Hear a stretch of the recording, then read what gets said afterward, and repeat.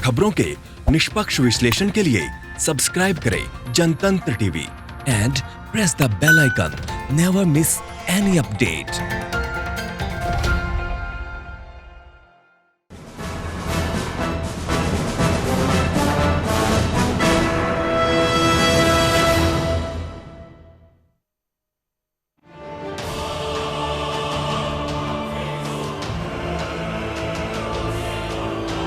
और मैं गाजे बाजे के साथ इस स्मारक का ढोल पीटता रहूंगा।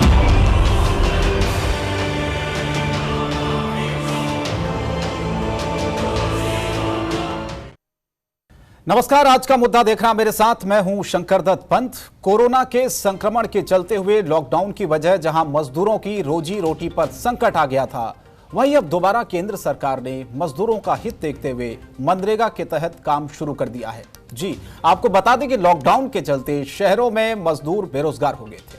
ऐसे में कहा जा रहा था कि संकट की घड़ी में मनरेगा कार्य शुरू करने से मजदूरों को बड़ी राहत मिली, लिहाजा कई मजदूर अब सरकार का आभार भी जता रहे हैं।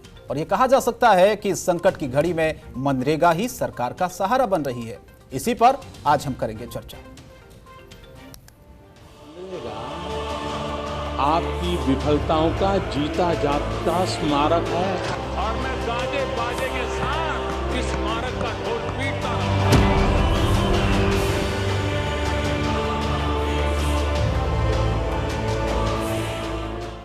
तो लहलुहान अर्थव्यवस्था, चौपट कारोबार, सुरसा की तरह मुंह बाए बेरोजगारी और इन सब हालातों में बढ़ती आत्महत्याएं, निसंदेह काफी निराशाजनक दौर से गुजर रहे हैं हम सभी।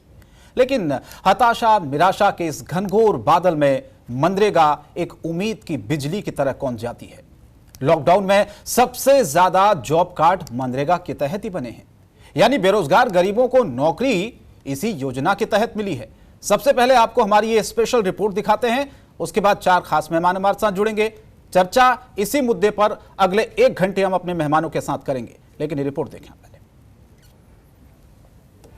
मनरेगा आपकी विफलताओं का जीता जागता स्मारक है और मैं गाजे बाजे के साथ इस स्मारक का ढोल पीटता रहूंगा। मनरेगा आपकी विफलताओं का जीता जागता स्मारक है। आजादी के 60 साल के बाद आपको लोगों को गड्ढे खोदने के लिए भेजना पड़ा। ये आपकी विफलताओं का स्मारक है और मैं गाजे बाजे के साथ इस स्मारक का ढोल पीटता रहूंगा। आज इसी बर्बादी के स्मारक ने मोदी सरकार को कुछ हद तक राहत दी है। लाखों लाख बेरोजगारों के लिए मनरेगा वरदान साबित हुई है। चालू वित्त वर्ष के पहले 5 महीनों के दौरान इस योजना के तहत 83 लाख से ज्यादा नए परिवारों को जॉब कार्ड जारी किए गए हैं, यानी 28.32% की रिकॉर्ड बढ़ोतरी दर्ज की गई है। और इस बढ़ोतरी का सबसे ज्यादा फायदा बीजेपी शासित प्रदेशों को मिला है। 83.02 लाख नए जॉब कार्ड में से सबसे ज्यादा उत्तर प्रदेश में 21.09 लाख कार्ड बने हैं। इसके बाद बिहार में 11.22 लाख, पश्चिम बंगाल में 6.82 लाख, राजस्थान में 6.58 लाख और मध्य प्रदेश में 5.56 लाख लोग शामिल हुए हैं। और नरेगा जो काम चल रहा है, इसी से हमारे परिवार का गुजारा चल रहा है। और हमारे ग्राम प्रधान की तरफ से ये मतलब कई जगह चल रहा है काम, हमारा बहुत अच्छा काम चल रहा है। मनरेगा का काम सर लगभग 1.5-2 महीने हो गया, लगातार हमें मिल रहा है काम और इसी से हमारे पूरे परिवार का गुजारा चल रहा है साहब। इसमें बड़ी संख्या में अपने गांव लौटने वाले प्रवासी मजदूर शामिल हैं। बेशक ये योजना रोजगार दे रही है। कभी प्रधानमंत्री ने भी इस बात को माना था कि देश की तरक्की का एकमात्र पैमाना रोजगार होता है। Reform, economic growth, progress, all are empty words if they do not translate into job. यानी विकास नहीं तो रोजगार नहीं, और रोजगार नहीं तो जीवन ही बेकार, और जब जीवन बेकार हो जाए तो लोग आत्महत्या को मजबूर हो जाते हैं। राजधानी दिल्ली से सटे नोएडा में इस हफ्ते 8 लोगों ने आत्महत्या की। इनमें 6 पुरुष और 2 महिलाएं शामिल हैं। खुदकुशी की 24 घटनाएं अप्रैल में हुई, जबकि मई में 31 और जून के महीने में 34 लोगों ने आत्महत्या की। इस तरह जुलाई में 30 और अगस्त में 26 खुदकुशी के मामले देखने को मिले। हैरानी की बात यह है कि मरने वालों में ज्यादातर कामगार या रोजमर्रा के कामकाज करने वाले लोग थे। उन लोगों ने अपनी मौत के लिए लॉकडाउन और आर्थिक तंगी को दोषी बताया। खास करके जो लोग जिनको जॉब चली गई, जिनकी लॉस ऑफ जॉब थी या fear of loss of job था, तो उन केसेस में सुसाइडल टेंडेंसी बढ़ गई है।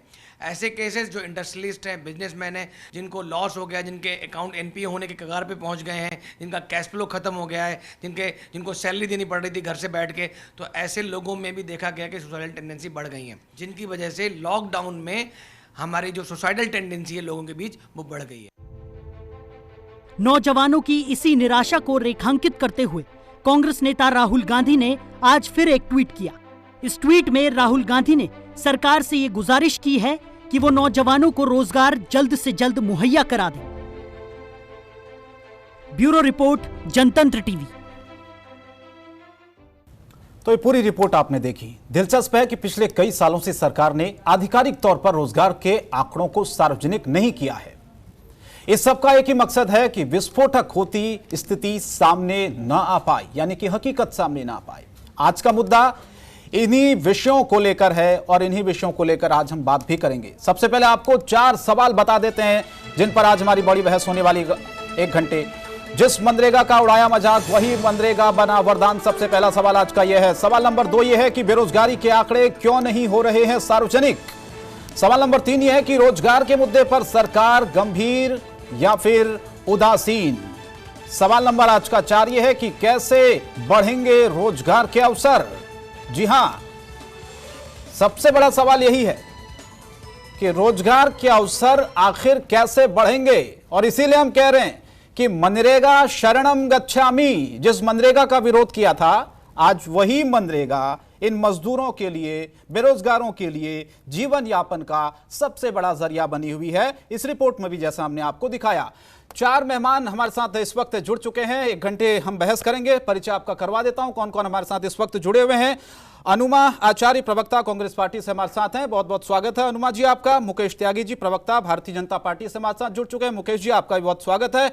अभिषेक राजा राम जी हैं, अर्थशास्त्री हैं, बहुत अच्छा विश्लेषण करते हैं, बहुत स्वागत है अभिषेक राजा राम जी आपका। आकाश जिंदल जी अर्थशास्त्री हैं, आकाश जी का भी बहुत अच्छा विश्लेषण रहता है, इसीलिए हमने आज उनको फिर से आमंत्रित किया। आप चारों मेहमानों का बहुत बहुत स्वागत करता हूं। सबसे पहला सवाल मुकेश त्यागी जी आप ही से। रिपोर्ट हमने थोड़ी देर पहले अपने दर्शकों को दिखाई, प्रधानमंत्री की जो बाइट थी, जो भाषण था, वो भी हमने दिखाया। हमने सवाल उठाया कि जिस मनरेगा का विरोध होता था, मजाक उड़ाया जाता था, वही मनरेगा वरदान बन रहा आपके लिए। प्रधानमंत्री ने कहा कि आपकी विफलता का जीता जागता स्मारक है मनरेगा, यानी कि कांग्रेस पार्टी के लिए उन्होंने शब्द कहे हैं। एक शब्द उन्होंने और अपने भाषण में कहा था पहले कि आजादी के बाद लोगों को गड्ढे खोदने के लिए भेज दिया आप लोगों ने, यानी कि कांग्रेस पार्टी के लिए प्रधानमंत्री के शब्द थे। आज वही मनरेगा वरदान साबित हो रही है आप लोगों के लिए, सरकार के लिए। मानेंगे इस बात को मुकेश जी? इसीलिए हम कह रहे हैं कि मनरेगा शरणम गच्छामि। नहीं शंकर जी, आपका देखने का जो नजरिया है, मुझे लगता है उसके अंदर एक त्रुटि है कि अगर प्रधानमंत्री जी स्कीम को अडॉप्ट करते हैं तो मुझे लगता है वो सराहनीय होना चाहिए, ना कि आप उसका एक आलोचना करें। और उसमें अगर वो स्कीम को डिसकंटिन्यू कर देते तब मैं मानता था कि हो सकता है कि वो कोई एक बुनियादी गलती कर देते। लेकिन मनरेगा को जिस तरह से मोदी सरकार ने उसमें ऊर्जान्वित किया है, 40,000 करोड़ ऊपर से आवंटन किया है, जबकि पहले 60,150 या कुछ इसके आसपास वो थी। तो अभी आप ये देखिए कि 40,000 करोड़ निर्मला सीतारमण जी ने मनरेगा के अंदर दिया है, और मनरेगा के अंदर 300 करोड़ मैन डेज जनरेट हो रहे हैं। और आज जिस तरह से श्रमिक वापस लौट करके आए हैं तमाम जगह से, मुंबई से, अच्छी योजना है ना, आप मान रहे हैं ना? अब आप उसको जो रोजगार दे सकती है ऐसे मुश्किल घड़ी में अभी लोगों के काम आ रही है, आप मान रहे हैं इस बात को? नहीं तो ये तो हमारा ओपन माइंड है। अगर हमने ओपन माइंड से एनालिसिस किया कि मनरेगा एक अच्छी स्कीम है तो हम उसका स्वागत कर रहे हैं। हम उसका, आप चाहते हैं कि वही तो मुकेश जी मैंने सवाल किया था ना कि प्रधानमंत्री जी ने पहले, अभी मैंने बाइट सुनाई थी, उन्होंने कहा कि आपकी विफलता का जीता जाता स्मारक है मनरेगा। फिर ये 2 बातें समझ में नहीं आ रही सर थोड़ा सा। नहीं, लेकिन आप ये बताइए, अगर आपने बाद में उसका एक डीप विश्लेषण किया है, उसका एनालिसिस किया है, तब आपने कहा कि स्कीम सशक्त है, तो उसको अडॉप्ट करने में क्या बुराई है? आप चाहते हैं कि मोदी जी उसको डिसकंटिन्यू कर देते? नहीं, हम नहीं चाहते हैं। हम उन्होंने एक बार भाषण दे दिया तो उससे बाध्य है उस भाषण के लिए। हमने ये तो कहीं फायदा नहीं किया कि हमें मनरेगा को डिसकंटिन्यू करेंगे। हमने तो ये नहीं कहा, हमने तो ये कहा कि भाई ठीक है, मनरेगा में जिस तरह से इंप्लीमेंटेशन हुआ था यूपीए स्कीम में, उसकी वजह से बड़े सवालिया निशान उठ गए थे।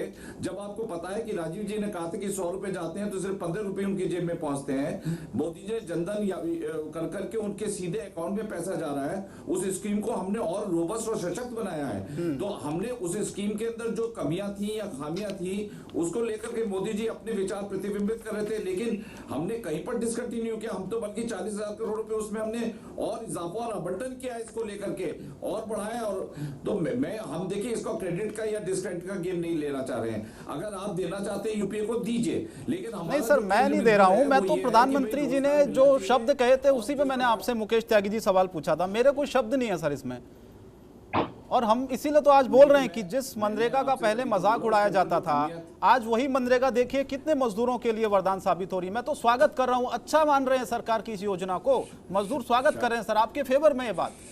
शंकर जी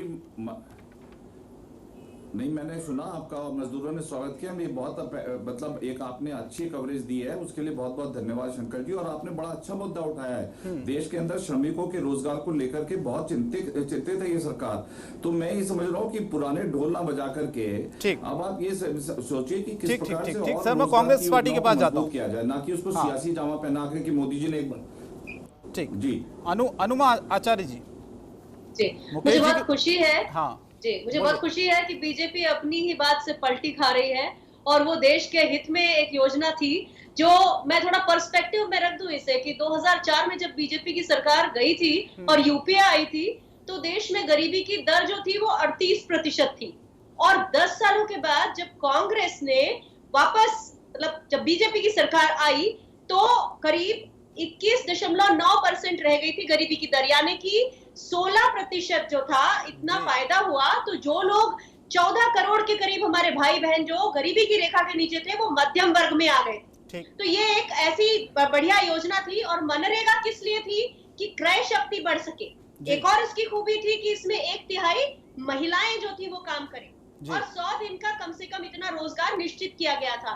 तो विफलता का स्मारक बनाने वाले कहने वालों को अब थोड़ा सा फर्क, मतलब मुझे लगता है कि थोड़ा उन्हें बुरा तो लग ही रहा है। बोलिए, खुल के बोलिए, कोई दिक्कत नहीं है, आप अपनी बात को रखिए, खुल के रखिए अनुमा जी। जी, तो मैं ये कह रही हूँ कि अब उन्होंने इतनी ऐसी घटिया बात कही थी, जिससे उन्हें पक्का, ये तो डेफिनेटली उनको इस बात के ऊपर बुरा लग रहा होगा, और वो उससे खींच भी रहे हैं कि ये उनके तरफ से योजना नहीं आई। दूसरी चीज ये है कि उस समय कांग्रेस की सरकार ने लगभग 12 से 16 ऐसी योजनाएं निकाली थी जिनके इम्प्लीमेंटेशन से जो गरीबी की रेखा जो थी उससे लोग ऊपर आए।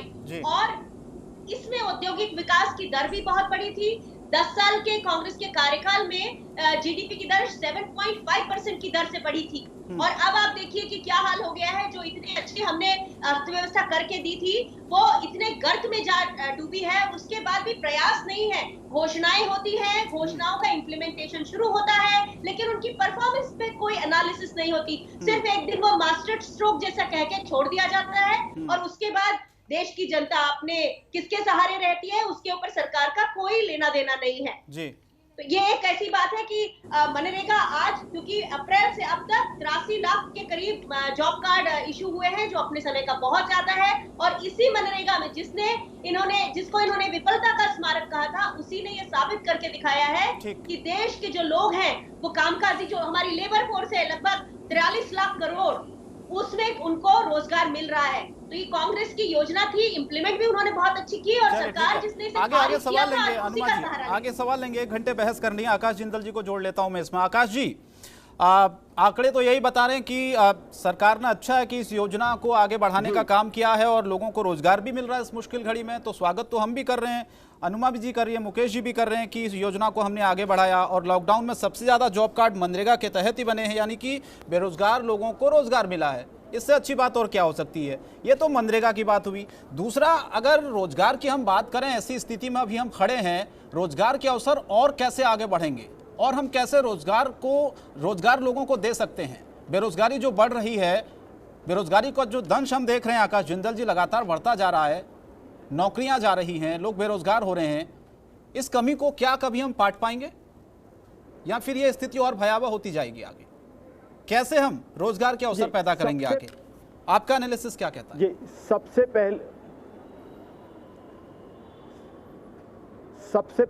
पहला आंसर मनरेगा। देखिए, मनरेगा के विषय में, मनरेगा एक अच्छी स्कीम है। मेरी ऑर्गेनाइजेशन akashjindal.in का मानना है मनरेगा से फायदा भी हुआ है, लेकिन मनरेगा किस समय, किस सिचुएशन में अच्छी स्कीम प्रूव हो रही है? जब और एम्प्लॉयमेंट की अपॉर्चुनिटीज नहीं है, जब बड़ी दिक्कत है, तकलीफ है। आज इकोनॉमी के अंदर बहुत बड़ी रिसेशन है कोरोना की वजह से। ऐसे में मनरेगा हमारा साथ दे रही है और अच्छी बात है। हमारे मजदूर भाइयों को रोजगार मिलना चाहिए, क्योंकि मेरा ये मानना है हमारे मजदूर भाई का रोजगार किसी भी आकाश जिंदल से जो 15 लाख की गाड़ी में घूमता है उससे कहीं ज़्यादा इंपॉर्टेंट हमारा मजदूर भाई है, उसे रोजगार मिलना चाहिए। लेकिन क्या आइडियल सिनेरियो में जब इकोनॉमी ग्रो कर रही हो तो क्या हमने मनरेगा से लोगों को रोजगार देना है या इंडस्ट्री लगानी है, एंटरप्राइज लगाना है? देखिए, मनरेगा जैसी स्कीम तो एक स्टैंड बाय है कि अगर इंडस्ट्री, एंटरप्राइज, बिजनेसेस रोजगार नहीं दे पाते तो मनरेगा के तहत हमारे मजदूर भाइयों का जो है एक सहारा बना जाए, उनको रोजगार दिया जाए, क्योंकि मजदूर भाई हमारे लिए बहुत इंपॉर्टेंट है। क्या आइडियली हम मनरेगा से ही देश को रोजगार देना चाहते हैं? वो तो कोई सिस्टम ना हुआ। रोजगार तो वो है जो इंडस्ट्री दे, जो एंटरप्राइजेस दे, जो बिजनेसेस दे। तो मनरेगा तो इसलिए है क्योंकि नॉर्मल चीजें रोजगार नहीं दे रही थी। तो I don't think MNREGA is the ideal scheme for all purposes. आज तो रिसेशन है, इसलिए मनरेगा काम में आ रही है। अब जो है मिलना कैसे चाहिए एम्प्लॉयमेंट ऐसे मिलना चाहिए हमें डोमेस्टिक मैन्युफैक्चरिंग को। We need to give a major thrust to domestic manufacturing. Now there's a possibility also, because nobody is liking China throughout the world, whether it's US, Europe, nobody is loving China. Donald Trump has raised many questions on China.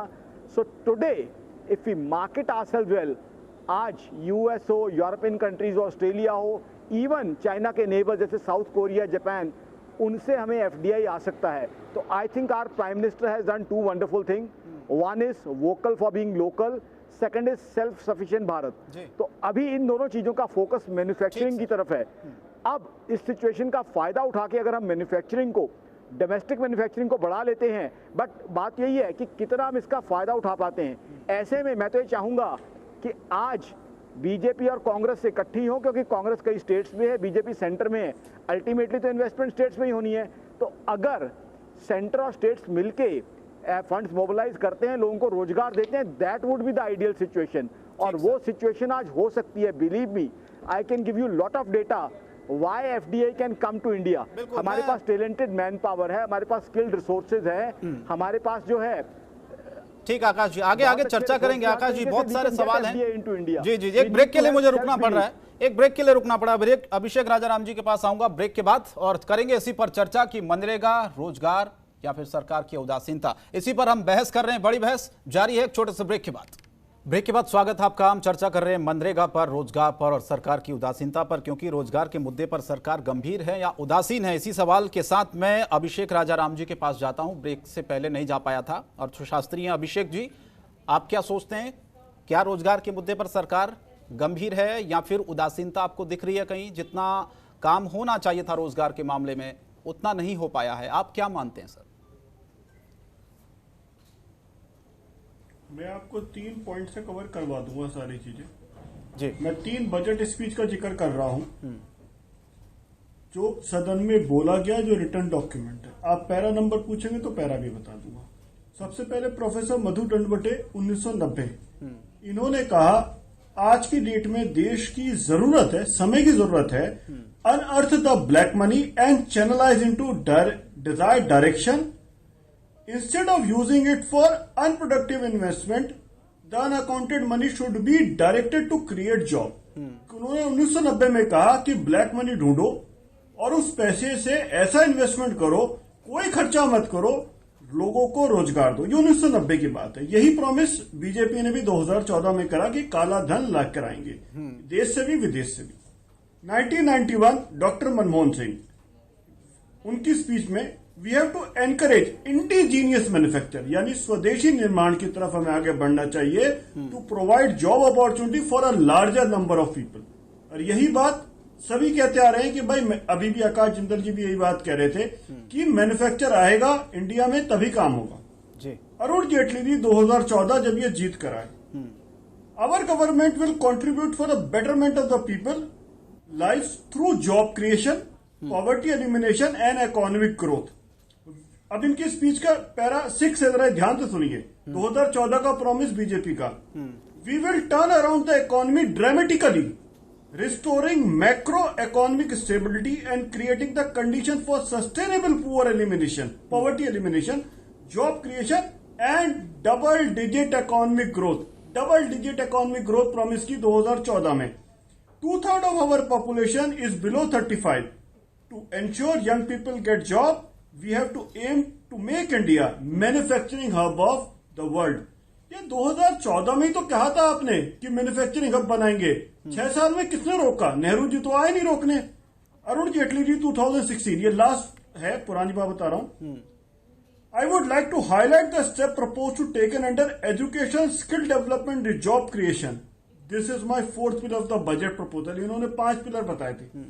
MNREGA से किसको job मिल रहा है?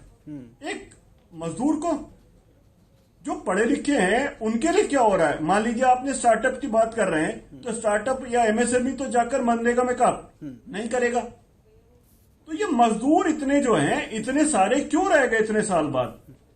अगर आज की date में 20%, 30% जनता हमारी BPL के नीचे है, तो इसके लिए जिम्मेदार तो सारी सरकारें हैं मिलकर, जिन्होंने 75 साल में भी कुछ नहीं करा, 74-75 साल में। इसके लिए कोई एक पार्टी, एक आदमी जिम्मेदार नहीं हो सकता। और ये मैंने वो चीजें बताई जो सरकार ने खुद पटल पर, सदन के पटल पर बोली रखी, रिटर्न डॉक्यूमेंट है कि हमारा ये विजन है। विजन बोलने पर कोई टैक्स तो लगता नहीं, कोई पेमेंट तो करना नहीं है। ग्राउंड रियलिटी ये है कि आज अगर पीठ थपथपाने की बात आ रही है कि मनरेगा में लोगों के घर चल रहे हैं, तो ये पीठ थपथपाने की नहीं, शर्म की बात है कि हमने देश को ऐसा बना दिया, स्वावलंबी नहीं बना पाए कि मजदूर को गड्ढे खोदने के काम है। मैं मोदी जी की पुरानी स्पीच से सहमत हूं कि देश को चेंज करना चाहिए था, लेकिन 2014 में तो विजन आपने दिया ना, उस विजन से कितना चेंज हुआ भारत? 2014 में अगर आपने double digit economic growth promise करी थी, तो मार्च 2020 में 3% क्यों रह गई? अगर आपने डबल डिजिट प्रॉमिस करी थी, मैन्युफैक्चरिंग हब बनाने का प्रॉमिस था, तो आज तक बन गया क्या? जॉब जिनकी जा रही है वो तो एक समस्या है, जॉब नहीं मिल रही ये तो 45 साल के हाईएस्ट पर है, वो एक अलग समस्या है। तीसरी समस्या सबसे बड़ी जो है वो है कि जिनकी जॉब है और उनके पैसे कम हो गए हैं। बिल्कुल, मनरेगा पहले भी था अभिषेक राजाराम जी, अब भी है, लेकिन फर्क सिर्फ इतना सा हो गया है कि पहले जो मनरेगा में लोग काम करते थे मजदूर लोग थे, लेकिन अब जो लोग काम कर रहे हैं वो पढ़े लिखे हैं, ग्रेजुएट हैं और अपनी अच्छी अच्छी नौकरियां छोड़ चुके हैं, जिनको नौकरी नहीं मिल पा रही वो लोग काम कर, ये फर्क आ गया है। एक छोटा सा ब्रेक में ले रहा हूं, आप चारों मेहमान मेरे साथ बने रहेगा इस चर्चा को, ब्रेक के बाद ऐसे ही आगे बढ़ाएंगे। ब्रेक के बाद फौरन हाजिर हो रहे हैं। ब्रेक के बाद स्वागत आपका। मेहमान लगातार हमारे साथ बने हुए, हम चर्चा कर रहे हैं मनरेगा, रोजगार और सरकार की उदासीनता। इसीलिए हम आज सवाल भी पूछ रहे हैं कि रोजगार के मुद्दे पर सरकार गंभीर है या फिर उदासीन है। अनुमा आचार्य जी, आप बताइए, गंभीरता दिख रही है आपको कहीं पे? इसमें एक सवाल और मैं जोड़ देता हूं, पिछले कुछ सालों से बेरोजगारी के जो आंकड़े हैं वो सार्वजनिक नहीं किए गए आधिकारिक तौर पर, इसका क्या मतलब समझें? देखिए, अभी तो इस वक्त 71% लोग ऐसे हैं जो नौकरी पेशा लोग हैं, या तो उनकी तनख्वाह में कटौती हुई है या फिर उनकी नौकरी चली गई है जी। दूसरी बात, ऐसे 60 से 70% ऐसे लोग हैं जिनके पास आने वाले 6 महीने में कैसे काम चलेगा वो पता नहीं चल रहा है उन्हें। तीसरी बात यह है कि जो अपने बड़े सपने हैं उनकी तो छोड़ ही दीजिए, बहुत सारे लोगों ने अपना घर खरीदने का, कार खरीदने का जो प्लान है वो छोड़ ही दिया है, उन्होंने उसको 3-4 साल आगे बढ़ा दिया है। तो जो सरकार 2 करोड़ जॉब हर साल देगी, उसके हालात ये हैं कि 2000 रेलवे रिक्रूटमेंट बोर्ड और स्टाफ सिलेक्शन कमीशन की लगभग 2 लाख पोस्ट के लिए जो फरवरी 2018 से इसका एग्जामिनेशन की घोषणा हुई जी जी बोलें। एग्जामिनेशन की घोषणा हुई और उसके बाद एग्जाम भी हुए, किसी का रिजल्ट प्रतीक्षित है, किसी के एग्जाम की डेट प्रतीक्षित है, किसी में उसका फाइनल जो डिक्लेरेशन है सिलेक्शन वो प्रतीक्षित है। तो कुल मिला के हुआ ये है कि अडानी और अंबानी की आय तो लगभग 35% बढ़ गई है। लेकिन जहां से जीडीपी, जहां से देश की आय बढ़ती है वो 24% कम हो गई है। तो इसमें यह है कि कांग्रेस बार बार बता रही है कि क्रय शक्ति बढ़ानी पड़ेगी, डिमांड बढ़ानी पड़ेगी, प्राइवेट सेक्टर और जो घरेलू सेक्टर है ये खर्चा कर सके तो उनको डायरेक्टली पैसे देने पड़ेंगे। अब अहंकार इतना है कि बड़े से बड़े अर्थशास्त्री, चाहे वो अरविंद सुब्रमण्यम हो, विरल आचार्य हो, उर्जित पटेल हो, ये सब छोड़ के जा रहे हैं। सरकार किसी भी विशेषज्ञ से उसका वो कह रहे हैं कि सवाल आप आसानी से उठा देते हैं, लेकिन समस्या का हल कैसे होगा, समाधान कैसे होगा, इन चीजों पर आप चर्चा नहीं करते हैं। ना केवल वो, उसके अलावा भी सरकार के अंदर अहंकार इतना ज्यादा है कि किसी से भी विशेषज्ञ से सलाह नहीं लेना चाहती सरकार, और बार बार कांग्रेस उनको समझाने की कोशिश कर रही है। देखिए, जहां पर एक्सपर्टीज है वहां से लीजिए, ये देश का सवाल है, यहाँ देश के रोजगार का सवाल है। तो अगर सरकार जिस तरह से मनरेगा में उसको एक तरह से मतलब एक तरह से मुंह की खानी पड़ी है, जैसा मैं कहूंगी कि जो बाजे गाजे से स्मारक का ढोल पीटने चले थे वो उसी बाजे गाजे से बताएं कि कम से कम तो देश चल रहा है, आज मनरेगा से चल रहा है, आज भी 3.5 करोड़ लोग जो है वो। I want to say something. ठीक है आकाश जी, आप बोलिए, संक्षेप में बात रखिएगा, फिर मुकेश जी का भी फ्रेम आ गया, मैं उनके पास जाऊंगा।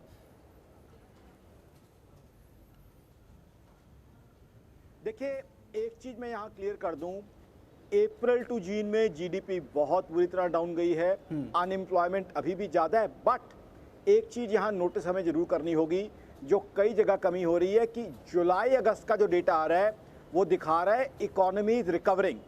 अभी जो जीएसटी कलेक्शन का डेटा है that is 86,000 crore. So now in the 2 months, past 2 months of July and August, economy is recovering slowly but surely. Car sales है पिक्ड अप, तो वो जो डिमांड है वो कुछ पिक करना शुरू हो चुकी है। GST collections have started picking up. तो I think one thing is there that already the worst is behind us. जो सबसे बुरा वक्त था वो पीछे निकल गया है, पहले के मुकाबले चीजें बेटर हो गई हैं। अब जरूरत क्या है? सबसे बड़ी जरूरत ये है, जो मैं सेंट्रल गवर्नमेंट को रिक्वेस्ट करना चाहूंगा इस समय, कि इनकम टैक्स के रेट कम किए जाए, जीएसटी के रेट कम किए जाए, इनकम टैक्स के रेट कम किए जाएंगे तो आम आदमी के हाथ में पैसा आएगा। There would be money in the hands of common man. If GST rates are reduced, things and products would become cheaper, so the common man would go to the market and he will purchase what everybody is suggesting right now. Even our Congress friend is suggesting that we need to again restart demand in the market. So we need to give money in the hands of the people. Now if somebody says that by reducing income tax or GST rates, tax collection would be reduced, I can tell him with all data that by reducing rates, the volumes would go up and tax collection would be the same. तो कहीं ना कहीं out of the box ideas की जरूरत है।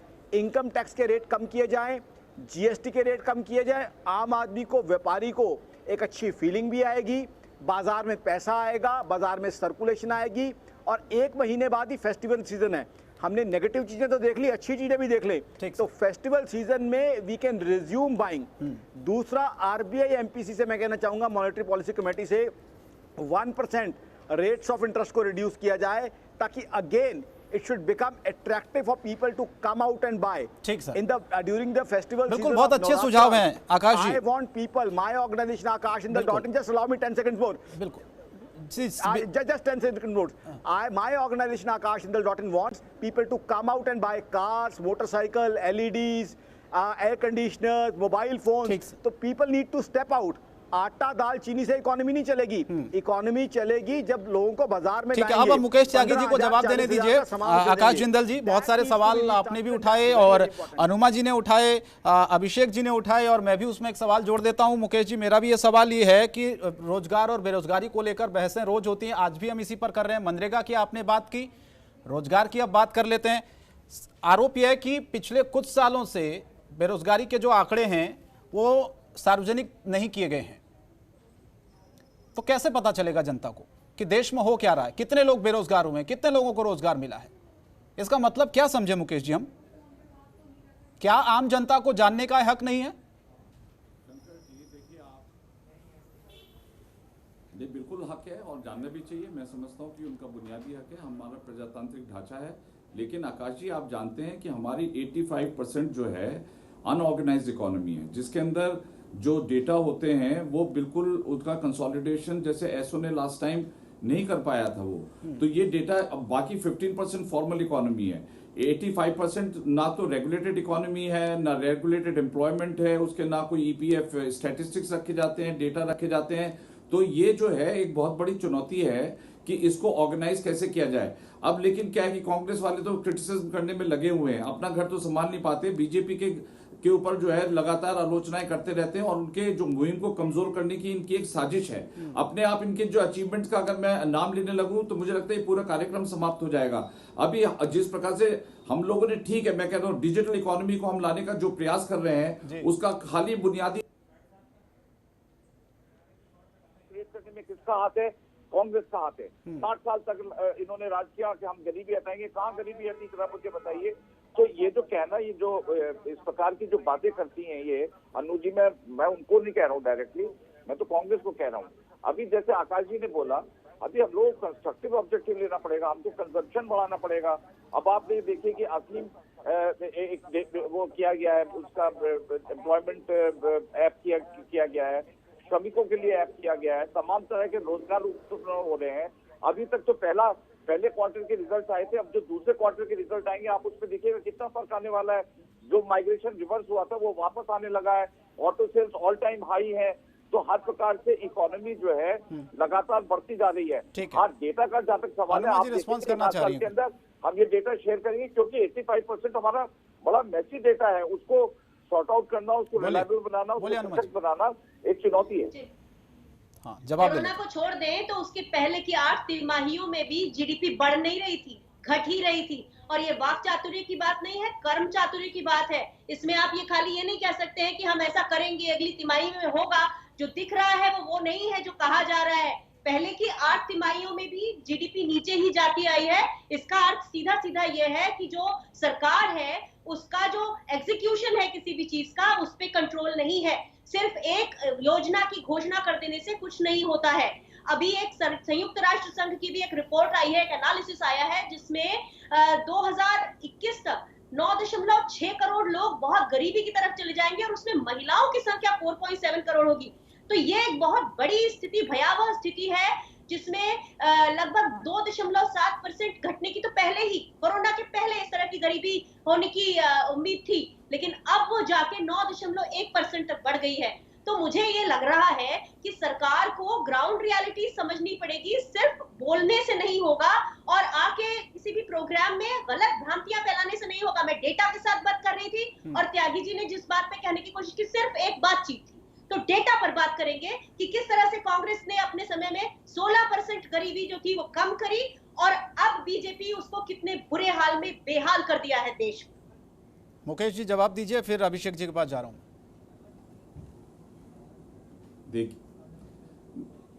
देखिए ऐसा है कि कहते हैं कि आलोचना करना सबसे आसान काम है।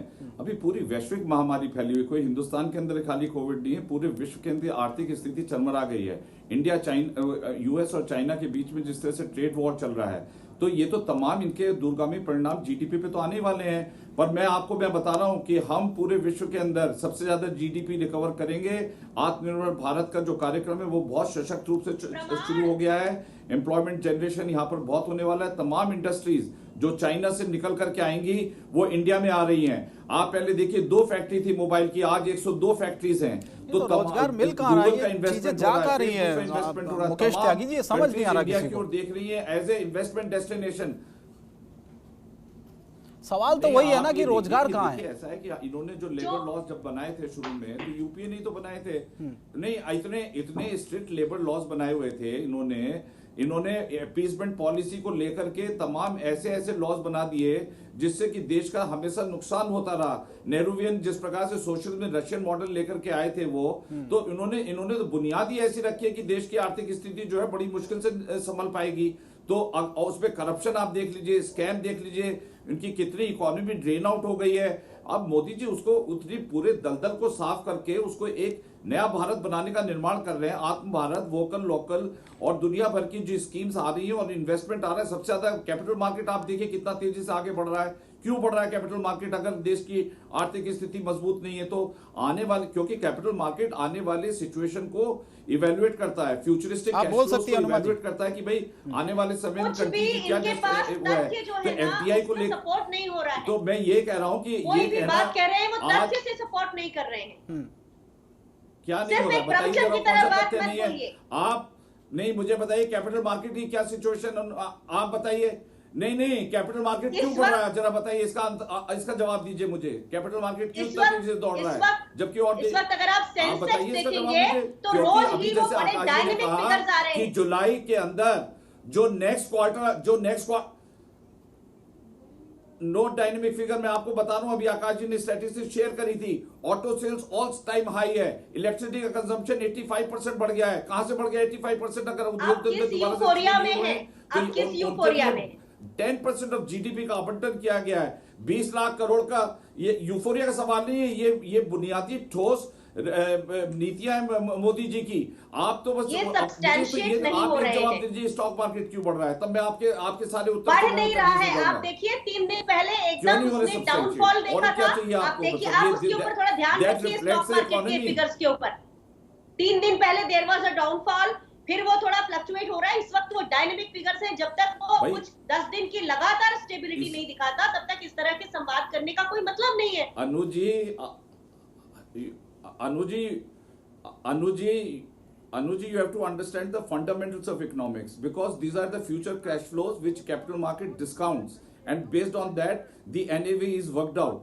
So there is a obviously optimistic futuristic cash flow, and that's why the market is discounting it to the very robust NAV.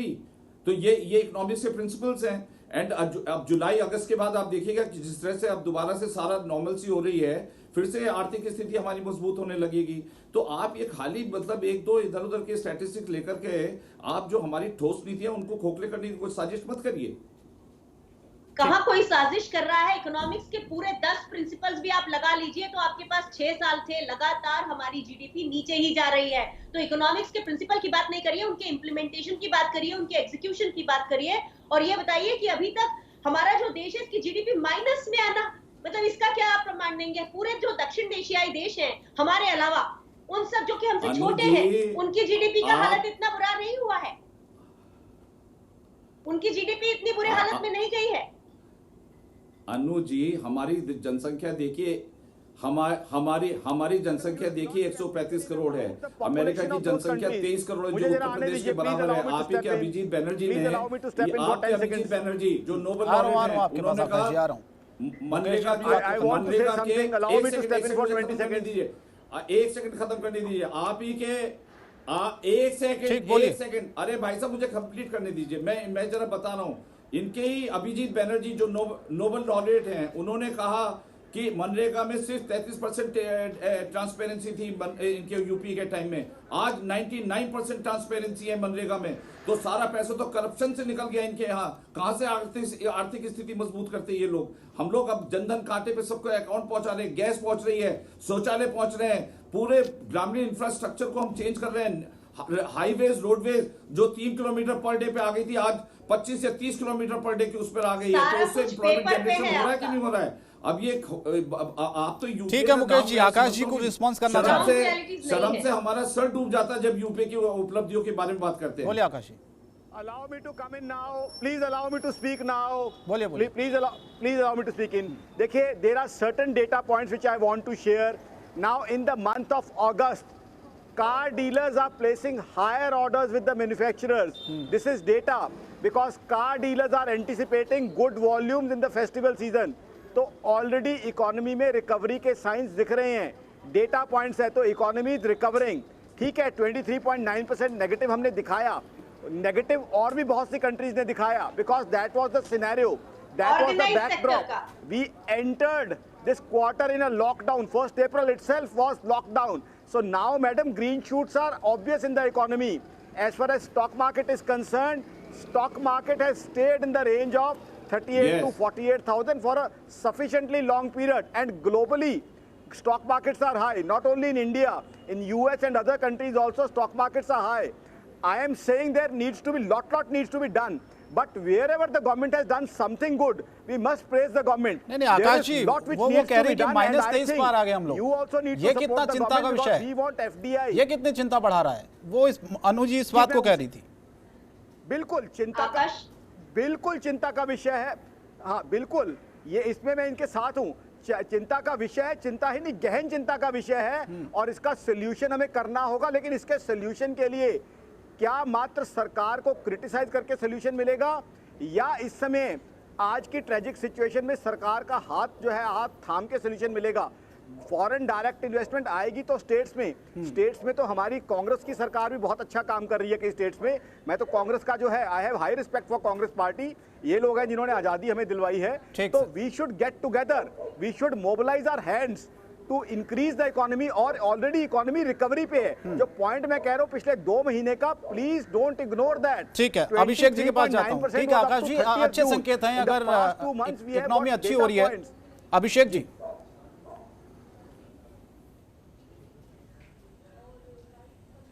देखिए, इंडिया इकलौता ऐसा देश है जिसने सबसे ज्यादा लंबा लॉकडाउन रखा। आप क्यों भूल रहे हैं कि अभी तक कोरोना को हमने हराया नहीं है। हम आज दुनिया में सेकंड हाईएस्ट नंबर पर, टोटल नंबर हम आज 40 लाख क्रॉस कर देंगे और एक्टिव केस हमारे यहाँ 8.5 लाख से आसपास के हैं, जो कि सेकंड हाईएस्ट है वर्ल्ड में। ना तो हम लॉकडाउन से कोरोना को कंट्रोल कर पाए, ना इकोनॉमी को बचा पाए। इकोनॉमी की डेथ हो गई है। अभी थोड़ी देर पहले आकाश जिंदल जी ने कहा था साहब वो 15 लाख की गाड़ी में घूम रहे हैं। अच्छी बात है, वो कह भी रहे हैं कि लोग जाकर गाड़ी खरीदें, कार खरीदें। कार की सेल्स की बार बार डिस्कशन हो रहा। कार की सेल लोग इसलिए भी बढ़ रही है क्योंकि लोग पब्लिक व्हीकल में ट्रांसपोर्ट नहीं करना चाह रहे। लेकिन एक बात समझिए, जो हमने पीएफ तक के आंकड़े देखे, जो रिटायरमेंट का पैसा था, आदमी ने 2500 रुपए पड़े थे पीएफ में, वो भी निकाल लिए। 15 हजार से नीचे के इतने विड्रॉल है पीएफ से, यानी कि लोगों के पास पैसा नहीं है। जब आदमी के पास खाने का पैसा नहीं, 2500 रुपए वो निकाल रहा है पीएफ से, तो वो कार की ईएमआई कहां से देगा? बैंक डिपॉजिट जो पिछले साल 10% से ज्यादा ग्रो करे थे, इस साल का जो क्वार्टर है वो 9.5% से नीचे आने का है। जो इन्होंने त्यागी जी ने बोला था इलेक्ट्रिसिटी क्या ग्रोथ हो रही है, पिछले साल 8.8 थी और इस साल 7% का नेगेटिव आया इलेक्ट्रिसिटी कंजम्पशन में। तो आप ये बताइए, जब तक हम कोरोना वैश्विक महामारी को नहीं कंट्रोल कर पाएंगे, this is a pandemic, unless we control it. अच्छा, क्या लग रहा है अभिषेक जी, एक लाइन में बताइएगा, और कितना वक्त लगेगा? कहां से बढ़ जाएगी ये स्थिति में? और कितना वक्त लगेगा ये हालात? और कितने जी बहुत सब, जब पहले तो कोरोना को हटाएंगे, जब तक कोरोना कंट्रोल नहीं होगा तब तक इकोनॉमी की बात करना बेबानी है। क्योंकि अगर ऑफिसेस खुल भी गए तो वो वापस खुद से क्लोज हो जाएंगे।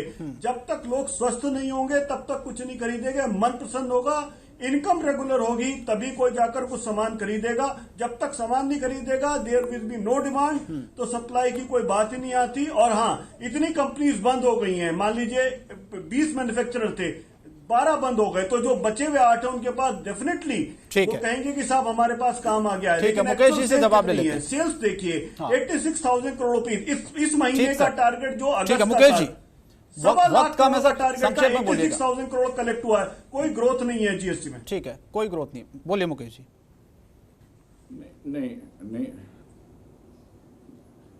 नहीं, देखिए, इस प्रकार से जो पेसिमिस्टिक सिनेरियो क्रिएट किया जा रहा है, मुझे लगता है वो बहुत ही ज्यादा हम लोगों को डिमोरलाइज करने का बात है। अब आप ये देखिए, फार्म सेक्टर में ग्रोथ रेट हुआ है कि नहीं हुआ है? कितना ज्यादा फार्म सेक्टर में 3.9%, जो कि हमारे यहाँ 65% जो है एग्रीकल्चर वो है, तो उसमें इम्प्रूवमेंट आ रहा है। ऑटो सेल्स इसलिए नहीं आ रहा है कि ये उसका है, लेकिन ऑटो सेल्स में it reflects the economy, tractors ज्यादा बिक रहे हैं। तो आप इकोनॉमी में चारों तरफ से पॉजिटिव साइन, ग्रीन शूट्स दिखाई देने लगे हैं। अब ये नहीं कि साहब वो डिप्रेशन वाला सिनेरियो निकल चुका है। तो मैं ये समझ रहा हूं कि जो 2-4 सेक्टर है, जैसे कंस्ट्रक्शन सेक्टर है, अब उसके अंदर बहुत सारी ऐसी नई पॉलिसीज आई, जैसे रेरा की पॉलिसी आई, तो उसकी वजह से कंस्ट्रक्शन सेक्टर रेगुलेट होने लगा, तो उसका भी असर पड़ने लगा। पहले तो कंस्ट्रक्शन सेक्टर रेगुलेट होता नहीं था। रॉबर्ट वाड्रा अपने सारा सीएलयू करा करके पूरे डीएलएफ को खरीद लिया था उन्होंने। तो मतलब इस प्रकार की जो पॉलिसीज का जो जब इंटरप्शन होता है, तो पॉलिसीज थोड़ी सी प्रोग्राम्स को स्लो कर देते हैं, लेकिन उन पॉलिसीज का दूरगामी परिणाम बहुत अच्छा आता है। तो हम फंडामेंटल लेवल पर वो जितनी भी ग्लिचेस थी उन सबको एड्रेस करने की कोशिश कर रहे हैं थ्रू रेगुलेशन। अब उत्तर प्रदेश ने जो है लेबर लॉज को सस्पेंड कर दिया 3 साल के लिए, ताकि वहां पर एफडीआई आ सके। तो इस प्रकार से जो हम लोगों का कार्यक्रम चल रहा है वो एकदम नहीं 1 साल या 2 साल के अंदर आपको लगे कि पूरा भारत मुकेश जी जाते जाते ये तो बता दीजिए कि बेरोजगारी के आंकड़े कब सार्वजनिक होंगे? देखते जाइए कि जो मजबूत बनेगा।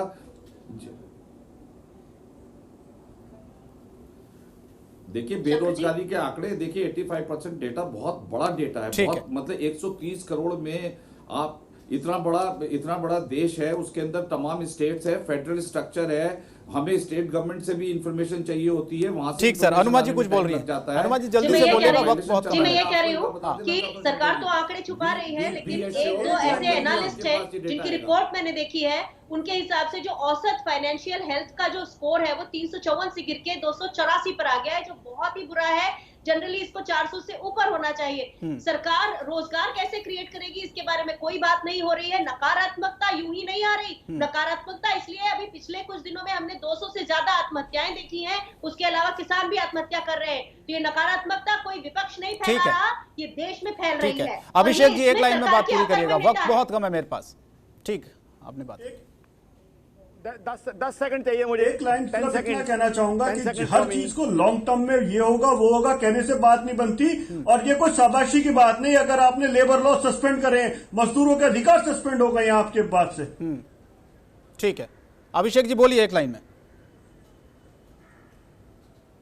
नहीं तो यही तो विरोधाभास है। मजदूरों के अधिकार सस्पेंड करने को अचीवमेंट ना बताया जाए। आपको जी मैं चाहिए तो आप अपने यही कहना चाहता हूं, पहले आप विरोधाभास को तो क्लियर करिए अपने दिमाग में क्या चाहते क्या। Please 10 seconds, 1 line.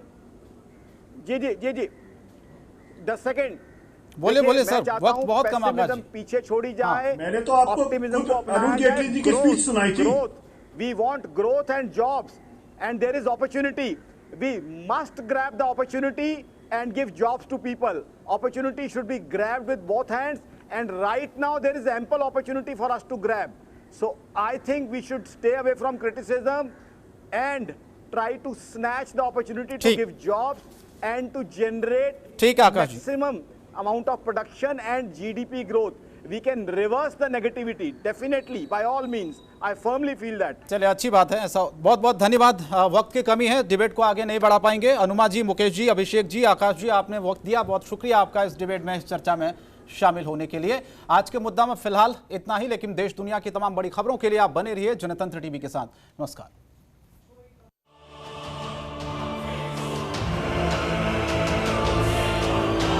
और मैं गाजे बाजे के साथ इस स्मारक का ढोल पीटता रहूंगा।